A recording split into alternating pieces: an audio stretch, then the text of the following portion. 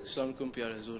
وعلیکم السلام. میرا سوال یہ ہے کہ ایسا کیوں ہوتا ہے کہ جب کوئی مسلمان کوئی برا کام کرے جسے فساد پھیلتا ہے تو اسے شدت پسندی کا نام دے دیا جاتا ہے، مگر جب کوئی دوسرے مذہب کا ماننے والا ایسا کام کرے تو اسے ذہنی بیماری کی وجہ سے قرار دیا جاتا ہے؟ بس یہی حال ہے.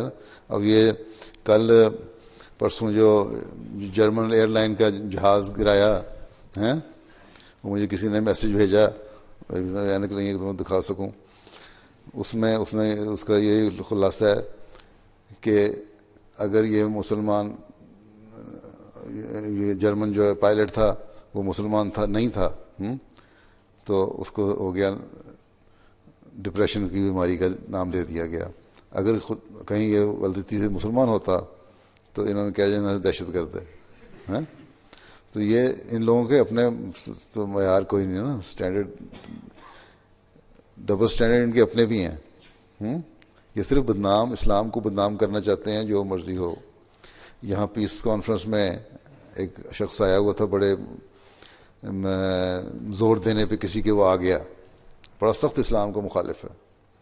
ساری باتیں سننے میری تقریر سننے کے بعد کہتا ہے کہ ٹھیک ہے، یہ تو مجھے پتہ لگ گیا کہ اسلام مکمل طور پہ ایسا نہیں ہے کہ شدت پسند ہو، لیکن پھر بھی میں مانوں گا نہیں ہے ان میں شدت پسندی ہے.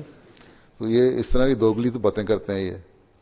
لیکن میں مزید سوچوں گا، لیکن میرے شکوک و شبہات کچھ دور ہوئے کچھ نہیں دور ہوئے، لیکن پہلے ہی سوچ کے رکھا ہوا ہے انہوں نے کہ ہم یہ مسلمان جو ہیں ہے ہی ایسے.